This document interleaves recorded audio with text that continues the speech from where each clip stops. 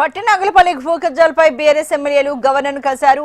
మంత్రి పొంగిరెడ్డి కుమారుడు ఎస్ఐన్ భూములను కబ్జా చేస్తున్నారని ఫిర్యాదు చేశారు. పొంగిరెడ్డిని మంత్రివర్గం నుంచి బర్తరఫ్ చేయాలని డిమాండ్ చేశారు.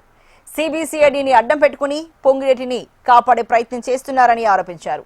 నియంత్రిత పోకడలతో తమ ఎమ్మెల్యేలను సస్పెండ్ చేశారని అన్నారు. అన్ని వివరాలను గవర్నర్కు లేఖ ద్వారా ఫిర్యాదు చేశామని కేటీఆర్ చెప్పారు.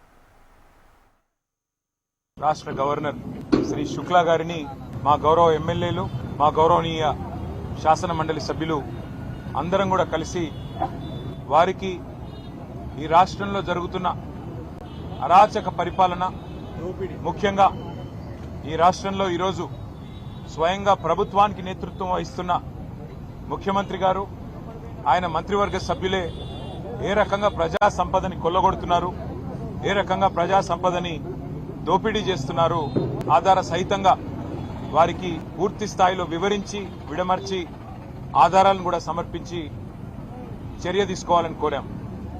ముఖ్యంగా ఈ రాష్ట్ర రెవెన్యూ మంత్రి పొంగులేటి శ్రీనివాసరెడ్డి గారి కుటుంబానికి సంబంధించిన రాఘవ కన్స్ట్రక్షన్స్ అనే కంపెనీ గత 2.5 సంవత్సరాలుగా నిరాటంకంగా ఎక్కడైతే నిషేధిత ఆజ్ఞలున్నాయో జంట జలాశయాలు గండిపేట, ఉస్మాన్ సాగర్, హిమాయత్ సాగర్ పరిధిలో 10 కిలోమీటర్ల పరిధిలో ఎక్కడా కూడా మైనింగ్ చేయడానికి, క్రషింగ్ చేయడానికి వీల్లేదని నిబంధనలుంటే వాటిని తుంగలో దొక్కారు.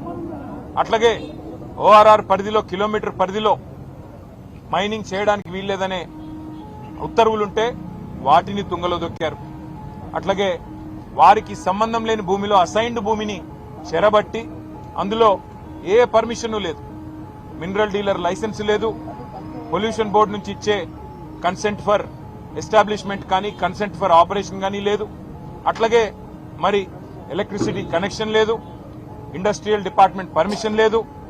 ఏదీ లేకున్నా గత 2.5 సంవత్సరాలుగా నిరాటంకంగా 100 కోట్ల ప్రజా సంపదను రెవెన్యూ మంత్రి గారి కుటుంబానికి సంబంధించిన కంపెనీ కొల్లగొడుతున్న విషయాన్ని ఆధారాలతో సహితంగా గవర్నర్ గారికి సమర్పించాం.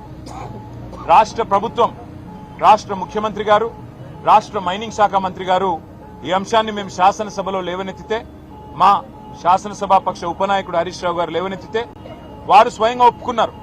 అవును, నేరం జరిగింది, తప్పు జరిగింది, చేసింది రాఘవ కన్స్ట్రక్షన్స్ అనే కంపెనీ అనే మాట స్వయంగా ముఖ్యమంత్రి గారు, మంత్రి గారు కూడా ఒప్పుకున్నారు. కానీ మంత్రి గారు తప్పు చేశారు కాబట్టి ఆత్మరక్షణలో పడి ఇవాళ మంత్రి గారిని కాపాడడానికి నానా ప్రయత్నాలు చేస్తున్నారు. అందులో ముఖ్యంగా ముఖ్యమంత్రి గారు ఎదురుదాడికి దిగి మంత్రి గారు చేసిన నేరాన్ని కప్పిపుచ్చే ప్రయత్న భాగంలో వారు అన్న మాట ఏమంటే, గత 10-12 సంవత్సరాలుగా జరుగుతున్న అక్రమ మైనింగ్ మీద విచారణ జరిపిస్తాం, కానీ సిబిసిఐడి విచారణ జరిపిస్తామని చెప్పి ప్రభుత్వం ముందుకొచ్చింది.